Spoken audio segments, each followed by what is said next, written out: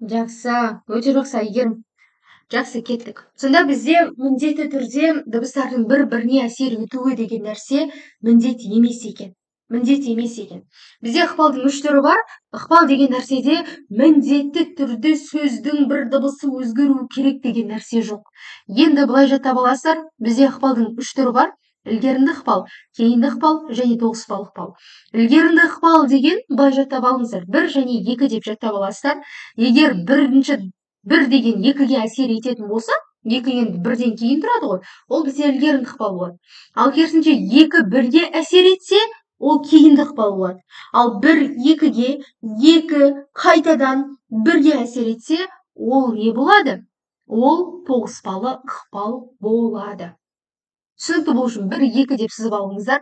Бір екіге әсер етсе ілгерінді, керісінше екі кейін өзінің алдындағы бірге әсер етсе ол кейінді, екеуі бір-біріне әсер етсе тоғыспалы болады екен.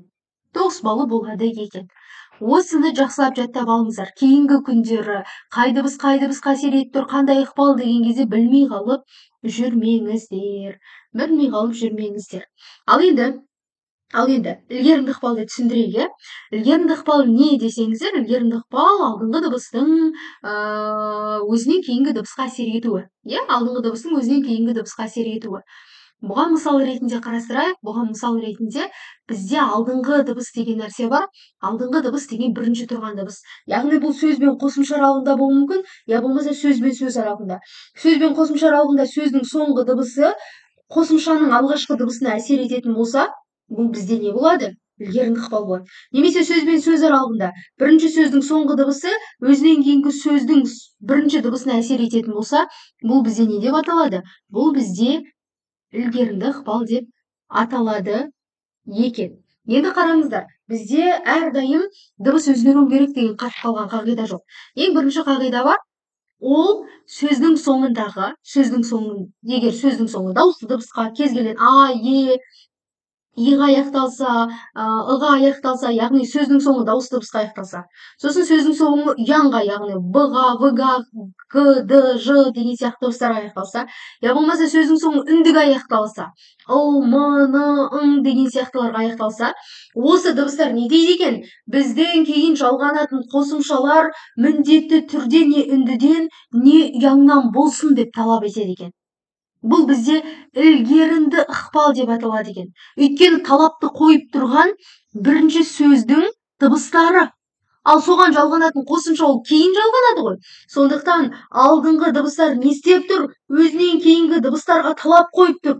Егер сендер үндіден ұяңнан басталмайтын болсаңдар, бізге жалғанбаңдар деп.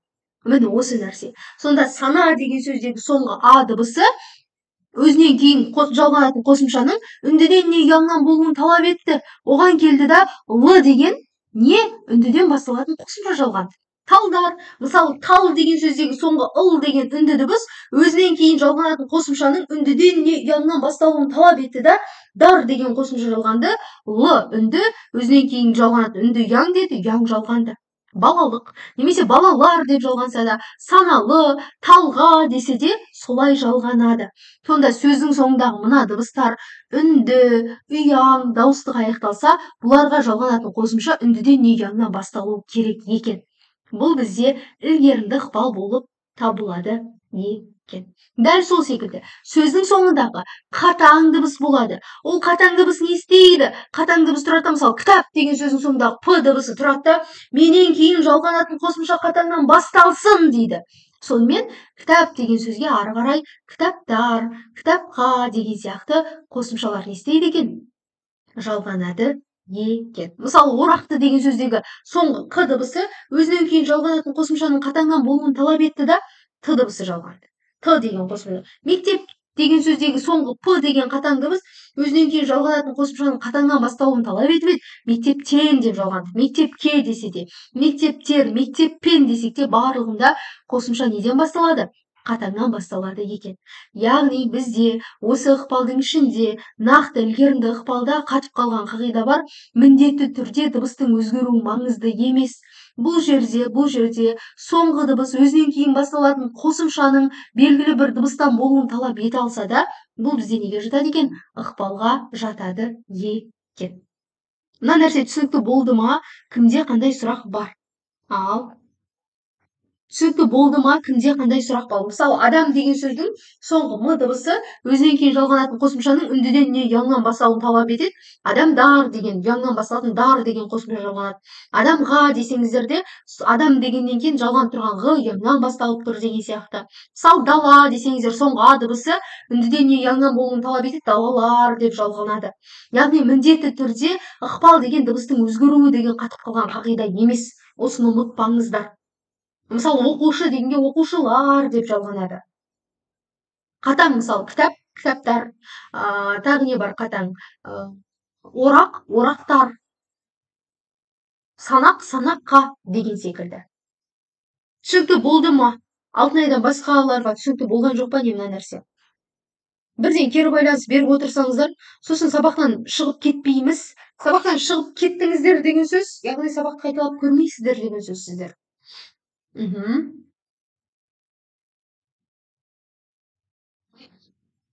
Жақсы. Түсінікті болса, енді бізде дыбыстардың өзгерісі. Сонда қатаң-қатаңға, ал дауысты ұяң үнді олар жалпы үнді мен ұянға әсер етеді. Яғни әсер ету деген не? Оны өзгертпейді мүлдем. Тек қана бұл түбір мен қосымша аралығында жүреді. Түбір мен қосымша аралығында жүруі керек, міндетті. Мысалы, парта деген сөзге лар деген қосымша жалғану керек. Мысалы, сіз партатар деп жалғамайсыз ғой. Ол осы заңдылыққа негізделеді. Яғни сіз партатар десеңіз, яғни сіз мына ілгеріңкі ықпал заңдылығын сақтамай тұрсыз деген сөз. Парта сөзіндегі а дыбысы не істейді?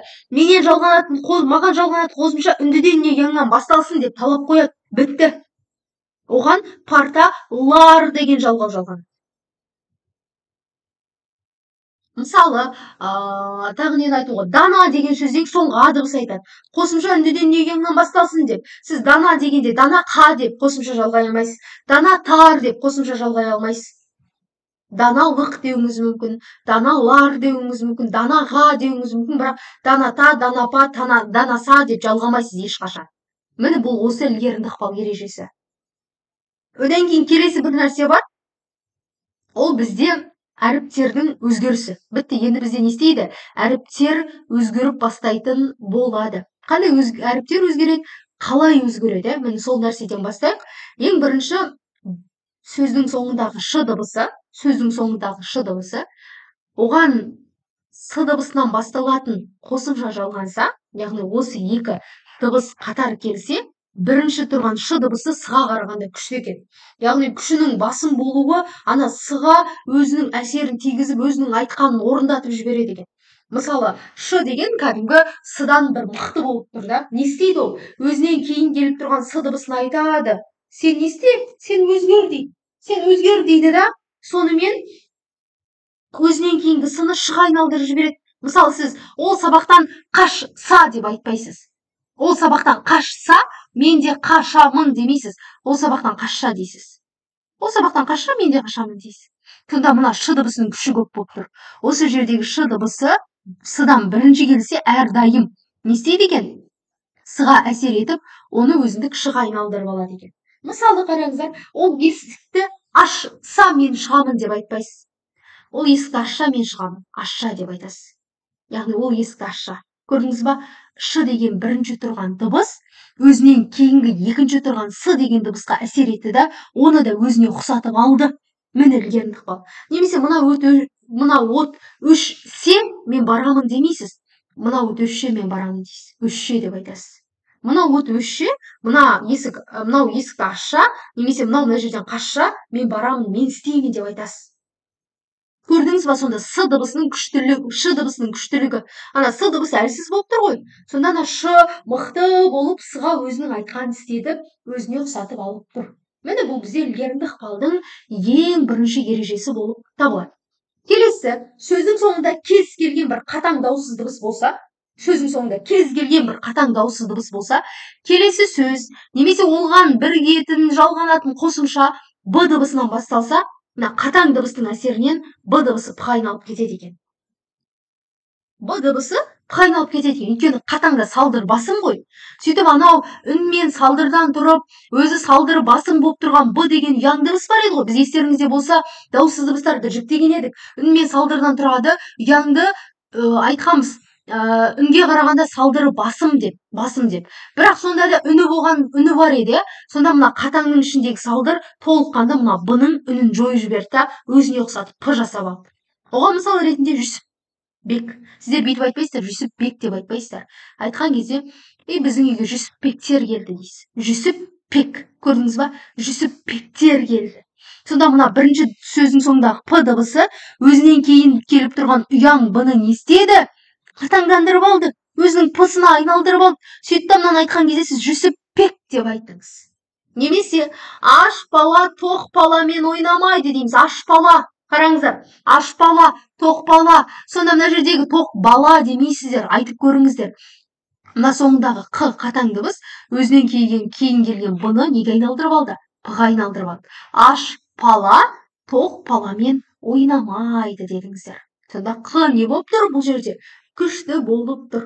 Кез келген сөздің соңында қатаң дауыссыз дыбыс келсе, сол қатаңнан кейін келесі сөз б дыбысынан басталса, не істейді екен? Қатаң дыбыс б-ны п-ға айналдырып алады екен. Келесі сөздің соңы дауыстыға, ұянға, үндіге аяқталса, одан кейінгі келесі сөз қ дыбыстарына басталатын болса, қ дыбыстарынан, мына дауысты ұяң үндідегі салдыр, мынадаларда салдыр бар ғой, бірақ негізгі нәрсе бұларда үн ғой. Сонда мына дауыстыдағы ұяңдағы үндідегі үн барады екен да, к мен қ-ға қосылып, оларды ұянға айналдырып жібереді екен. Мысалы, ол маған жаман көз қарасымен қарады деп айтпайсыз. Ол маған жаман көз қарасымен қарады. Көз қарас деп айтасыз. Көз қарас. Сонда көз қарас. Міне көз және қарас деген екі сөз не істеп тұр? Екі сөз бұнда бірігіп тұр. Сонда бірігіп тұрған бірінші сөздің соңындағы з ұяң дыбыс өзінен кейін келген қатаң қ-ны не істеді? Ұянға айналдырып жіберді. Айтқан кезде көз қарас деп айттыңыз. Немесе күз келді деп айтпайсыз. Біздің аймаққа күз келді. Күз келді. Көрдіңіз ба? Сонда мына з дыбысы өзінен кейін келген к-ны не істеді? Г-ға айналдырып алды. Сен болмаса маған ана нәрсені ала келші деп айтасыздар. Ала келші демейсіздер, ала келші дейсіздер. Сонда соңындағы ала дегендегі а дыбысы өзінен кейін келген к-ны г-ға айналдырып алды. Сонда сөздің соңы осылай дауыстыға, ұянға, үндіге аяқталса, осы дауысты ұяң үнді дыбыстардан кейін қ деген дыбыстар келсе, мына дауысты ұяң үнді өздерінің үнін беріп жібереді екен да, к мен қ-ны ұяң дауыссыз дыбысқа не істейді екен? Айналдырып алады екен. Міне бұл бізде ілгерінді ықпал деп аталады. Өйткені әсер етіп тұрған міне з мен қ тұр. Қайсы бірінші тұр? З. Сол з қ-ға әсер еткеннен бұл ілгерінді ықпал болады. Сонда ілгерінді ықпалда бізде жалпы 5 ереже бар. Ең бірінші жаңағы дауысты ұяң үндіден кейін қосымшаның үндімен ұяңнан басталуы, қатаң болса қосымшаның қатаңнан басталуы, шының с-ға әсері, кез келген қатаң дыбыстың б-ны п-ға айналдырып алуы, немесе дауысты ұяң үнді деген кез келген дыбыстың өздерінен кейін келген к мен қ-ны г мен ғ-ға айналдырып алуы, бұның барлығы бізде ілгерінді ықпал деп аталады екен. Түсінікті болды ма? Сұрақ бар ма? Бірден.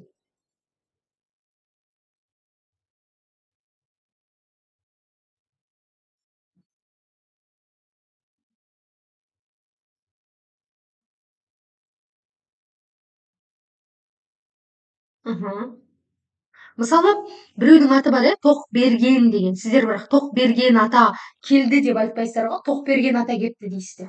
Тоқ берген деп айтасыздар. Тоқ берген. Дәл осы секілді. Былай жасайықшы, 5 неге бір мысал жазып жіберейікші, иә? Өздеріңіз ойланып отыра салсаңыздар, шынымен шыға келеді.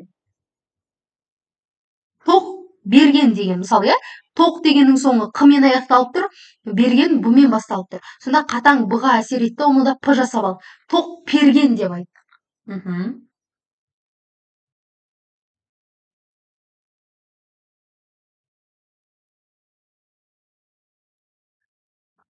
Мысалы, ол маған жаман қарады дейміз. Қараңыздар, жаман қарады. Сонда жаман деген сөздің соңындағы н бар ғой, үнді дыбыс, өзінен кейін келіп тұрған қ-ға әсер етіп, оны ғ-ға айналдырып алды. Ол маған жаман қарады дейміз. Жаман қарады. Көрдіңіздер ма? Дәл осы секілді. Тез бір мысал жазып жіберейік. Естеріңізге түскеніне қарай. Ол мына нәрселердің бәрін шашса, мысалы шашса деп жазылады, бірақ айтқан кезде ол мына жерді шашса, мен жинаймын дейсіздер. Көрдіңіздер ма? Кеттік. Қыздар, жігіттер, түсінгендеріңізді көрсетіп, бір мысал тезірек.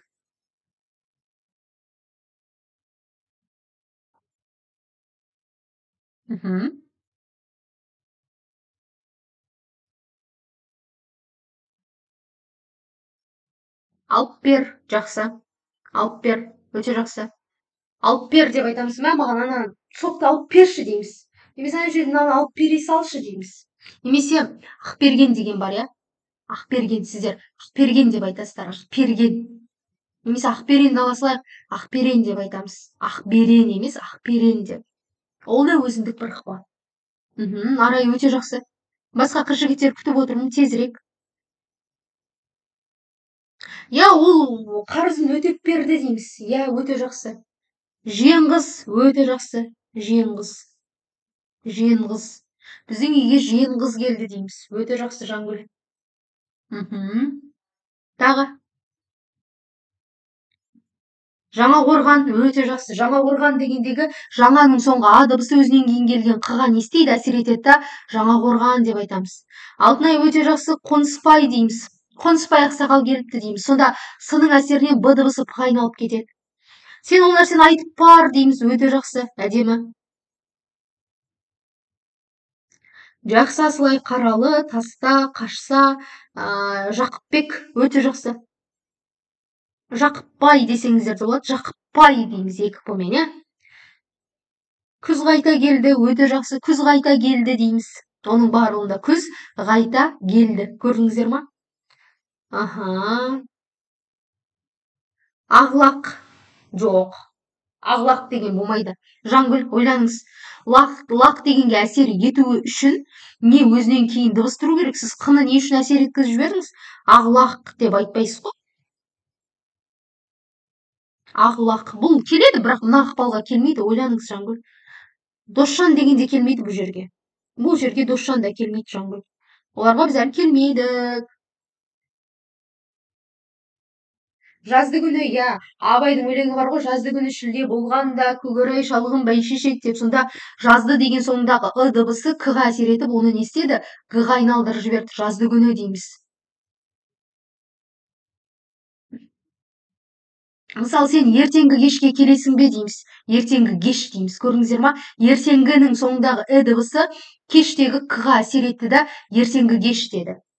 Санап бер, өте жақсы. Сен нақшан маған санап берші демейміз, санап берші деп айтамыз. Атам келді, өте жақсы. Үйге атам келді. Көрдіңіздер ма? Ықпал деген нәрсе оңай. Ешқандай қиындығы жоқ. Мысал деген жетеді. Тек қана түсіну керек, қай дыбысқа әсер етеді.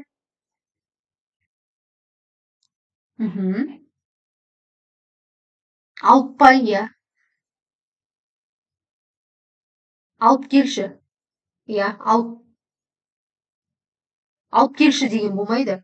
Ананы алып келші, алып келші. Сол к-күйде айтылады, Ақмарал, алып келші дегеніңіз. Алып келші болу үшін ана жерде п деген қатаң ғой. Алып берді деген болады, өте жақсы. Көзқарас, өте жақсы. Түсінікті болды ма мына нәрсе? Түсінікті болды ма мына айтылған нәрсе сіздерге?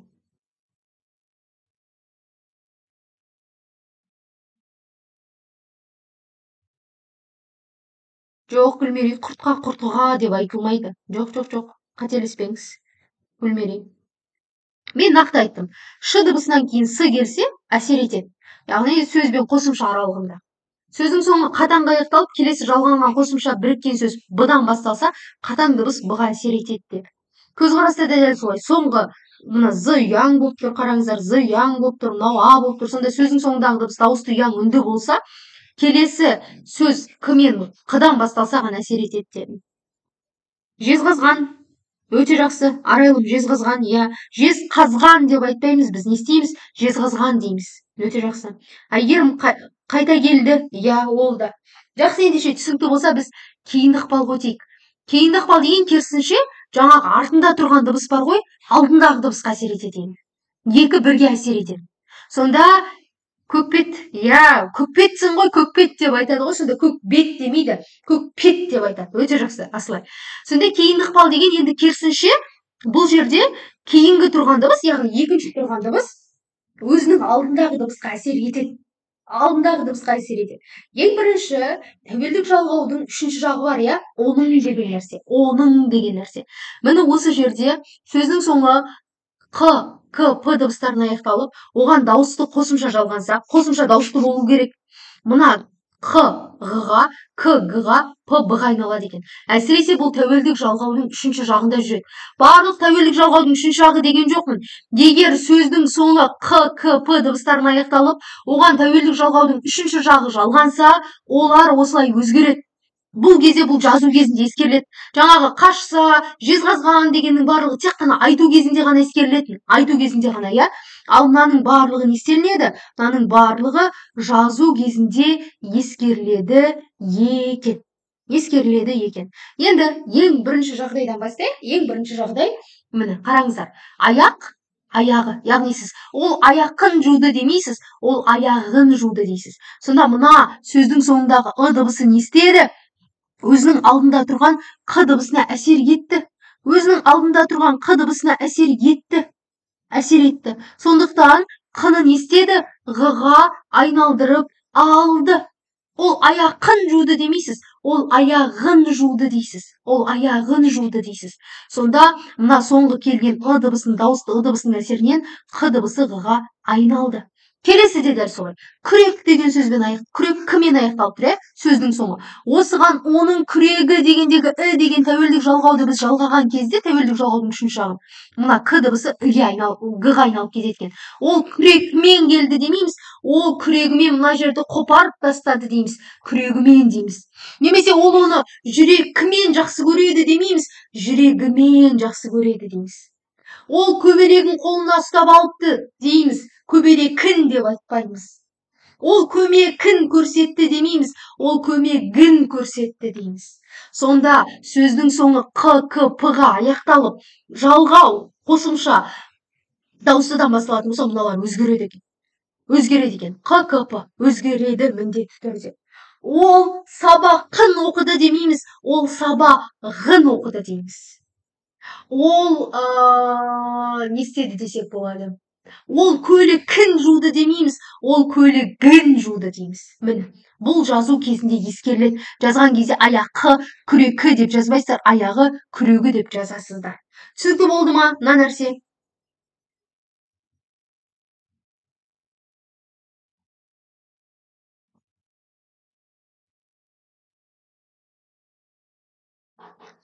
Ал кеттік. Түсінікті болса енді келесі. Етістіктің, бұл жерде етістік бізде, нақты етістік қараңыздар. Өйткені ып, үп деген ол көсемше. Көсемше бізде тек қана етістікке жалғанады.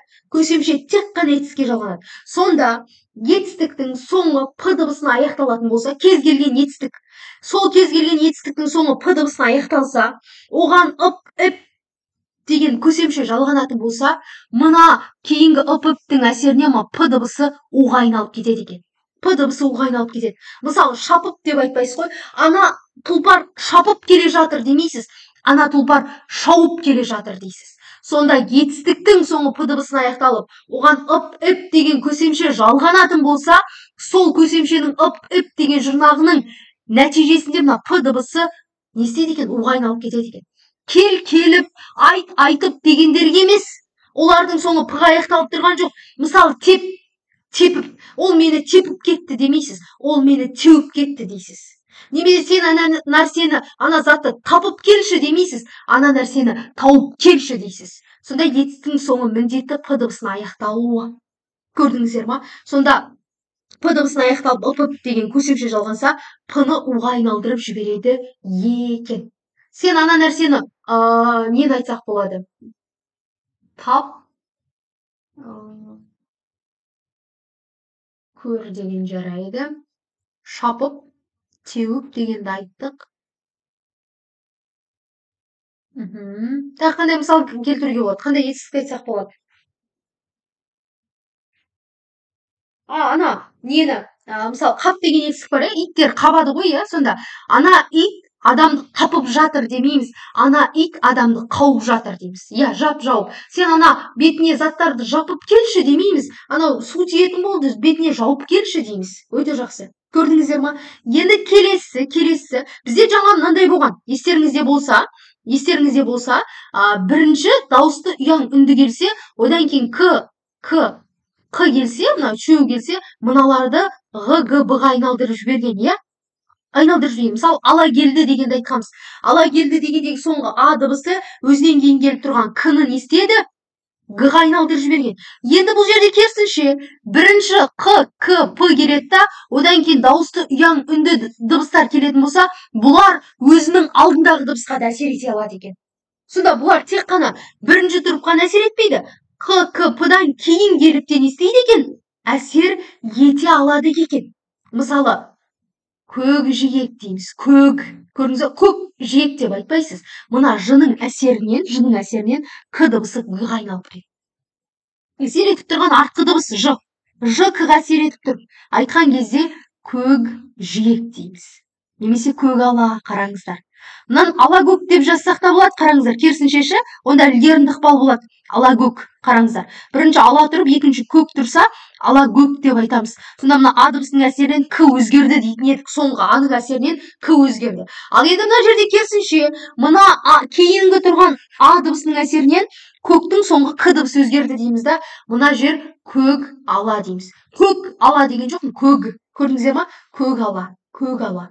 Сол секілді шөп әкелді. Олар шөп әкелді деймін. Мен шөп әкелді деген жоқпын. Олар біздің үйге шөп әкелді деймін. Шөп. Көрдіңіздер ма? Б. Сонда мына дауысты ұяң үнділер қ, к, п-дан бұрын тұрса да әсер етеді, кейін тұрса да әсер ете алады екен. Түсінікті болды ма мына нәрсе? Үшеуі. Келесі төртінші көтейге. Төртінші, сөздің соңы н дыбысына аяқталса, келесі сөз немесе келесі бір қосымша қ, к, г, б-дан басталатын болса, мына қ, к, г, г, н-ны ң-ға айналдырып жібереді екен. Мысалы, біреуге мал қайғы, біреуге жан қайғы деп айтпаймын мен. Біреуге жан қайғы деймін. Жан қайғы деп айтамын. Жан қайғы. Жанғали, дәл солай, Жанғали деп айтылады. Жанғали ың-ға айналдырып жібереді. Келесі ереже бар. Бұл жерде де ш. Қараңыздар, бұл жерде де ш. Асанғайға. Жақсы, асанғайға деп айтамыз. Енді келесі қараңыздар. Келесі бар. Ш мен с. Бағана естеріңізде болса, бірінші ш тұрып, екінші с тұрып, ш өзінен кейінгі с-ға әсер еткен. А мына жерде де ш мықты екен. С-дан кейін тұрса да әсер етіп тұр. Яғни кейін ш тұрып, өзінің алдындағы с-ны не істеді? Тағы да ш-ға айналдырып алды. Мысалы, папаларымыз айтады ғой, бүгін үйде ет ашшы деп. Асшы демейді, бүгін ет ашшы дейді, я? Ашшы дейді. Сонда мына ш дыбысының құдіреті с-дан бұрын келсе де, с-дан кейін келсе де, с дыбысын неге ш-ға айналдырып алады екен. Келесі бар. Сөздің соңы з дыбысына аяқталды. Келесі жалғанатын қосымша с-дан басталса, с-ға әсер ете алады екен. Сендер ана жерді қассаңдар демейміз, қассаңдар дейміз. Сендер ананы қассаңдаршы одан да деп. Немесе ол оған көзсіз ғашық демейміз, ол оған көзсіз ғашық дейміз. Көзсіз. Сонда мына с дыбысы әсер ете алады екен з-ға. Егер с ш-дан бұрын, ш-дан кейін келсе де, ол ш оған әсер етіп кетеді. Ал с з-дан кейін келсе, с-ның күші тек қана з-ға жетеді екен. Осыны жақсылап жаттап алыңыздар. Ш-ның күші с қай жерде тұрса да жетеді, ал с-ның күші з-ға ғана жетеді екен. Ш сонда мықты болып тұр ғой. Енді келесі з дыбысынан кейін ш дыбысы келсе, ш з-ға әсер етеді екен. Оған мысал қараңыздар. Оразжан. Оразжан. Сонда мына жерде айтқан кезде сіздер ораз жан демейсіздер. Оразжан. Біздің үйге оразжандар келді дейсіздер. Мына ж дегенде дәл солай. З-дан кейін ж дыбысы келсе, мына ж-дан кейін ш келсе, ш-ға ұқсатып алады. Ж-дан кейін ж келсе, оны да не істейді? З-дан кейін ж келсе, оны да ж-ға ұқсатып алады екен. Айтқан кезде, мына жерде соңғы тұрған ж дыбысы өзінің алдындағы з-ға әсер етіп, оны да не істеді? Ж-ға айналдырып алды. оразжандар келді дейміз. Немесе мен сені көрмегелі 100 жыл өтті ғой, 100, көрдіңіздер ма? 100 жыл дедім. 100 жыл деген жоқпын мен. Сені көрмегелі 100 жыл өтті ғой дедім. Немесе ол ауырып көз жұмыпты дейміз. Көз, көрдіңіздер ма? Көз жұмыпты. Мен көз жұмыпты деген жоқпын. Сонда з дыбысынан кейін ш келсе, ж дыбысынан кейін ш келсе, екеуі не істейді екен? Ш-ға айналдырып алады екен. Я болмаса з дыбысынан кейін ж келсе, оны да ж-ға ұқсатып алады екен. Алады екен. Бұл бізде міне кейінгі ықпал. Өйткені әсер етіп тұрған, боз жорға. Анау айтады ғой, боз жорға деп. Боз жорға демейсіз, боз жорға дейсіз. Дәл сол секілді сөздің соңы немесе белгілі бір сөздің соңындағы қосымша жалғанбай тұрып н дыбысын аяқталса, осы н-дан кейін б, в, п келетін болса, осы үшеуінің әсерінен н м-ға айналып кетеді екен. Мысал ретінде, біздің үйге жан пейістер келді демейміз. Біздің үйге жан пейістер келді. Ерніңіз тиеді м. Жан пейіс деп айтасыз. Жан пейіс айтып көріңіздер. Біздің үйге тұрғанбектер келді дейміз. Тұрғанбек, көрдіңіз ба? Тұрғанбек. Дәл сол секілді оның жасы 15-ке келді дейміз. 15 деген жоқпын. 15 дедім. Немесе сенбі, сенбі деп айтпайсыздар, айтқан кезде сембі дейсіз. Н деген дыбыс ерінге ерін тимейді, м-да тиеді. Өздеріңіз айтып көріңіздер. Жампейіс, Тұрғанбек, 15, сенбі дегендер. Сонда н-дан кейін в, б, п келсе, бұлардың әсерінен н дыбысы м-ға айналып кетеді екен. Соңғы ереже бар. Екі дауысты дыбыс қатар келген жағдайда деген. Егер екі дауысты дыбыс бірігу кезінде, жазылу кезінде қатар келсе, бірінші сөздегі дауысты дыбыс түсіп қалады екен соңғы. Сонда оған әсер етіп тұрған екінші дыбыс екен. Сонда сарыарқа дегенде айтқан кезде, сары арқа деп айтпаймыз. Сар арқа дейміз бірден. Сонда екі дауысты дыбыс қатар келіп тұр, ы мен а. Екінші тұрған аның әсерінен ы түсіп қалады. Ол бұл үйге келе алмайды. Келе алмайды демейміз. Келе алмайды дейміз. Сонда кейінгі аның әсерінен бірінші е дыбысы түсіп қалады. Біздің үйге екі ешкі келді. Екі ешкі демейміз, екі ешкі дейміз. Екі ешкі. Сонда мына енің әсерінен ә дыбысы түсіп қалады. Сонда екі дауысты дыбыс қатар келсе, алдыңғысы түсіп қалады екен, кейінгісі қалады екен. Бұл бізде кейінді ықпал деп аталады екен. Түсінікті болды ма мына? 8-і. 8 ненің түрі сіздерге?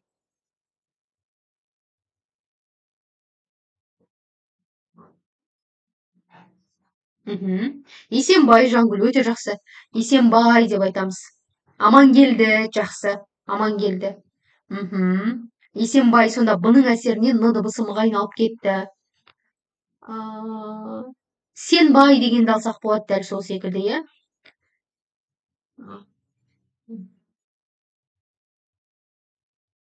Тұрғанбайды айтсақ болады дәл сол секілді. Тұрғанбекті алмасы. Ал кеттік, мысал келтірейік, түсінікті болса. Әр неге бір-бір мысалдан түсінгендеріңізше, иә?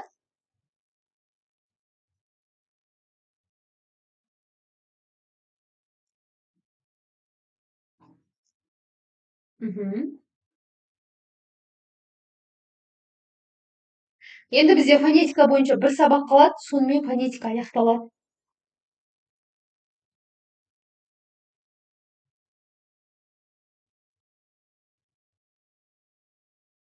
Жолы алыс емес, жол алыс дей саламыз, өте жақсы. Қараланы айта саламыз, қарала деп, иә? Қара ала демейміз, қарала дейміз. Сарала да дәл солай. Сары ала демейміз, сарала дей саламыз. Сонда ала деген сөздегі а дыбысының әсерінен сарыдағы ы дыбысы түсіп қалады. Жақсы. Басқа қыз жігіттер күтіп отырмын, тезірек.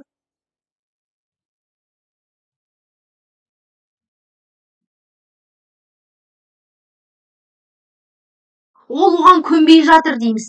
Көнбей. Қараңыздаршы, көнбей жазып көріңіздер. К-Ö-Н-Б-Ей. Мысалы біз оны көнбей жатыр дейміз. Немесе мына ісім өнбей жатыр дейміз. Өнбей деп айтамыз. Көрінбе, жақсы. Көзіме көрінбе емес, көзіме көрінбе деп айтамыз. Өте жақсы.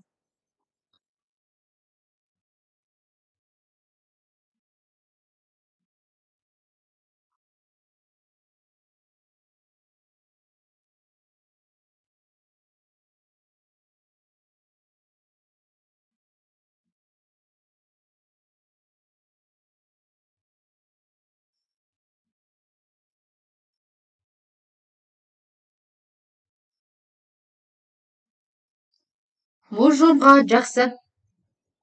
Я, сенгім келмейді. Өте жақсы. Сенгім емес, сенгім.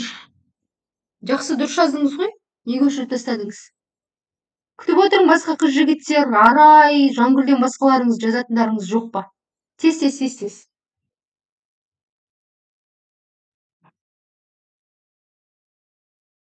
Мхм.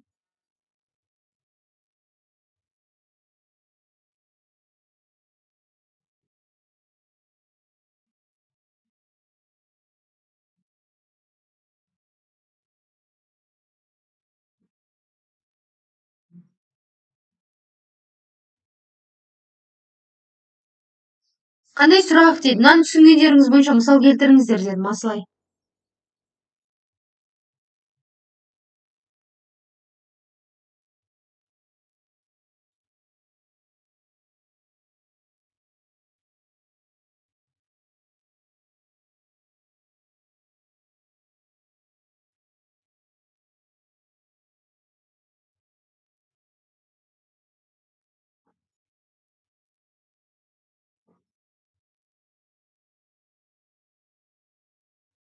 Алтақ боз, жақсы. Сән ғой. Жүрек жүрегі, қап-қапып. Көкжайлау, өте жақсы. Асан қайғы, жақсы. Жасса. Әйнегі жап-жабып. Сөзшең, жақсы. Сөзшең, шынымен айтамыз. Асанғали, жақсы. Биігі, өте жақсы. Көш шалды, өте жақсы. Өте жақсы, қыздар.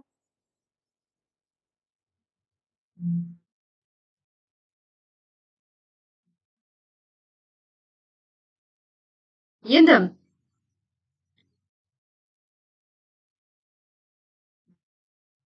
бір нәрсе, мынаны біліңіздер. Н мен Қ қатар келсе, бірден мынау ңға айналады, иә. Бірақ мынау Қ сол күйде айналмау керек. Енді бізде келесі ереже бар, тоғыспалы ықпал. Сіздердің жаңағы асан қайғыларыңыз осыған келеді. Өйткені айтқан кезде сіз асан қайғы деп қайғы сақталып қалмайды, асан қайғы дейсіз. Сонда екі дыбыстар бір-біріне әсер етіп кетеді.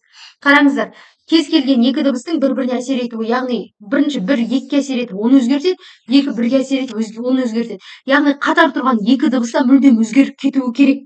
Біреу ғана өзгеруі емес. Мысалы қараңыздар, С мен Ж дыбыстары қатар келсе екеуі бір-біріне әсер етеді екен, не істейді екен? Екеуі бір-бірін шқа айналдырып алады екен. Мысалы, дос-жан айтқан кезде дос-жан демейсіз, дос-жан дейсіз. Сонда бірінші С Ж-ға әсер етіп шқа айналдырды, Ж қайтадан С-ға әсер етіп шқа айналдырды. Сонда екеуі де шқа айналып кетті. Екі дыбыста мүлдем қалу керек тоғыспалы ықпалда. Мысалы, жаңағы біреуге нені айтып жатыр ғой? Сарала деген кезде ы ғана түсіп қалады, а сақталып қалады. Немесе шауқып дегенде п ғана түсіп қалады, ып сол күйде сақталып қалады. Күрегі дегенде к ғана өзгереді, сол күйде қалады, әсер етуші. Ал бұл жерде әсер етуші екі дыбыста не істеу керек? Өзгеріп кетуі керек. Әсер етуші екі сөзде не істеу керек? Өзгеріп кету керек. Ешшан, яғни шан болмайды, ешшан болады. Сонда С да шыға айналады, Ж да шыға айналады. Мен мысалы тас жолға барып келейін демейсіз, мен тас жолға шығып келейінші дейсіз.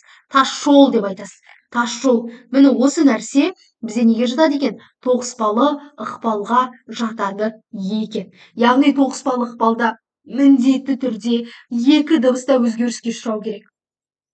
Н мен К қатар келсе, осылар өзгереді. Яғни Н ыңға айналады, К Г-ға айналады, Х Г-ға айналады. Яғни тек қана біреу ғана өзгеру керек деген нәрсе жоқ. Мысалы айтқан кезде Жаң қожа деп айтпайсыз. Егер сіз Жаң қожа деп айтсаңыз, ол кейінгі ықпал болып қалады. Яғни Қ өзгермейді, Қ-ның әсерінен Н ыңға айналды деп айта салатын едіңіз. Бұл жерде Жаңғожа болады. Жаңғожа. Сонда Н ыңға айналды, Қ айналып кетті. Немесе біздің үйге жиенқұлдар келді. Жиенқұл немесе жиенқұл деп айтпайсыз. Жиен, Н-ны ыңға айналдырыңыз. Қ дегенді Қ-ға айналдырасыз. Жиенқұл дейсіз. Сонда екі дыбыстың бірдей өзгеруі, ол бізде тоғыспалы ықпалға жатады екен. Олар есенгелділер жаққа кетті. Есенгелді. Есен келді деген жоқ, немесе есең келді деген жоқ. Не дедім? Есең ыңға аяқталды, келді деп айттым. Сонда к дыбысы н-ға әсер етті, н к-ға әсер етті. Сөйтіп екеуінің әсерінен екеуі де не істеді? Өзгеріп кетті. Н ң болды, к г болды. Міне осы бізде тоғыспалы ықпал деп аталады екен. Ілгерінді ықпал алдыңғы дыбыстың өзінен кейінгіге әсер етуі, бірдің екіге, кейінгі ықпал екінің бірге әсер етуі, тоғыспалы ықпал екеуінің де бір-біріне әсер етіп, екі дыбыстың да не істеуі мүлдем өзгеріп кетуі болады екен. Түсінікті болды ма? Мына тақырып, жалпыма ықпал деген тақырып сіздерге.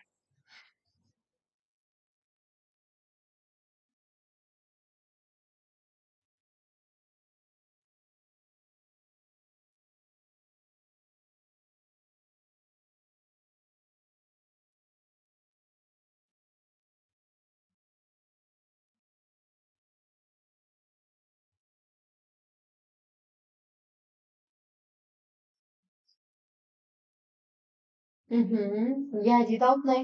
Басқа қыз жігіттер, бірден, менде мынандай сұрақ бар, маған мына нәрсе түсініксіз деген бойынша айтып жіберсеңіздер.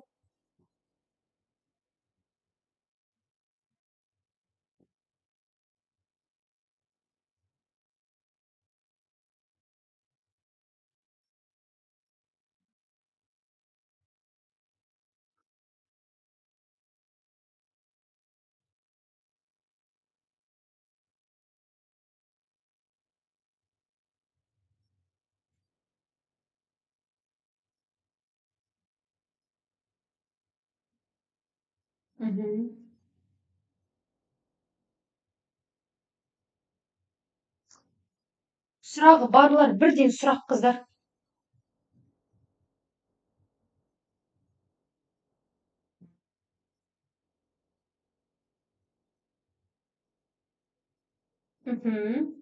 Түсінікті дейді. Енді келесі сабақ Алла қаласа зуммен болатын шығар. Өйткені мына жерде кішкене жазғанға ыңғайсыз да, сонымен барлығын ауызша айтуға тура келді. Енді ықпалды барынша түсіну үшін не істейсіздер? Енді біз қазір тек сөз қалай жазылып тұр, солай оқып үйреніп алғанбыз әбден қазіргі кезде. Бұны түсіну үшін не істейсіздер? Ата-аналарыңызға айтқызып көресіздер. Кәдімгі сөзді, бір сөзді айтыңыз ата-анаңызға, мамаңызға, папаңызға, мына сөзді айтып берші деп. Ата-анаңыз тура дәлме-дәл бұрынғы кездің адамдары ғой, әдемілеп кәдімгі сөзді не істейді? Айтылу бойынша айтып береді. А біз қазір көбіне жазылу бойынша кетіп қалғанбыз. Біліңіздер, мынау секілді, міне. Оразжан дегенді оразжан деп айту дұрыс. Көбіміз былай ойлаймыз, жазу бойынша оқу керек. Оразжандар келді дейміз. Ал на самом деле ол қалай болу керек? Оразжандар келді болу керек.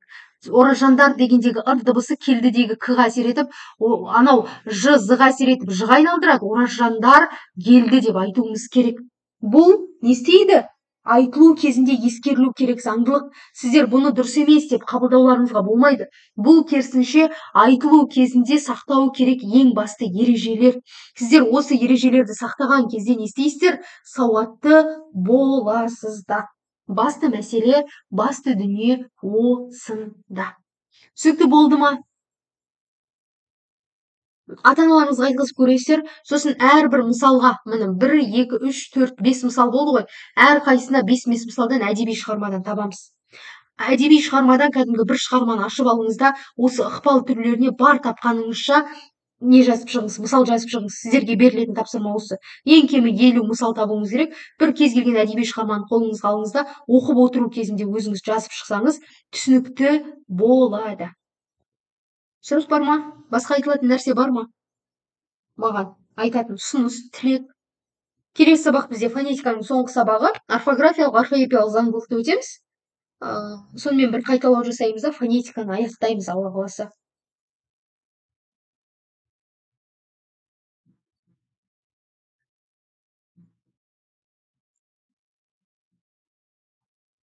Жақсы, ендеше түсінікті болса, қыздар, жігіттер, келесі сабақта кездескенше аман болыңыздар, сау болыңыздар, жақсылықта, амандықта кездесейік. Алла қаласа, енді келесі сабағымыз бізде ертең болады.